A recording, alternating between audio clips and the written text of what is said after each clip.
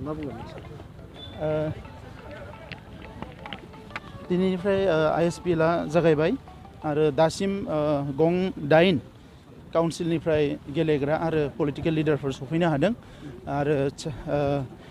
खासि हिल्स आरो जयन्तिया हिल्स बिथांमोना फैगासिनो दं होननानै जों मिथिदों स'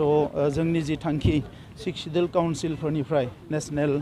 बा कुनु बेबायदि इभेन्ट्सफोरखौ बाहागो लानो चान्स मोना दा बे हिसाबै जों मोनसे गोदान प्लेटफर्म मोनसे सुरु खालामदों दा बे हिसाबै बेवहाय जोंहा मिजोरामनिफ्राय जिखिनि काउन्सिल दङ गासैबो फैजोबदों आरो आसामनि काउन्सिल गासैबो बाहागो लाफैदों त्रिपुरानिफ्राय बाहागो लाफैदों मेघालयनिफ्राय गार' हिल्सआ बाहागो लाफैदों दा नैबे गेलेनायनि गेजेरजों काउन्सिलफोरनि गेजेराव खौसेथिया गोख्रों जागोन होननानै आं फोथायो आरो बे प्लेटफर्मनि गेजेरजों बे काउन्सिल एरियाफ्राव जायफोर जोंहा मोजां गेलेगिरिफोर दङ बिथांमोना नेशनेल इन्टारनेशनेल गेलेनो थाखाय मोनसे मोजां लामाखौ मोननो हागोन सुजुगखौ मोननो हागोन होननानै आङो मिजिंथिदों दा बे ISPL खेला होनायनि गेजेरजों लाइमोनफोरनि माबाफोर जौगानाय लाइमोनफोरनि थाखायनो बे खेलाया जोंनियाव गोबां खेलाफोर जायो आन्डार 14 आन्डार 17 बेबायदि दा नैबेयाव जोङो जोंनि एरियानि पटेन्सियेल जायफोर माने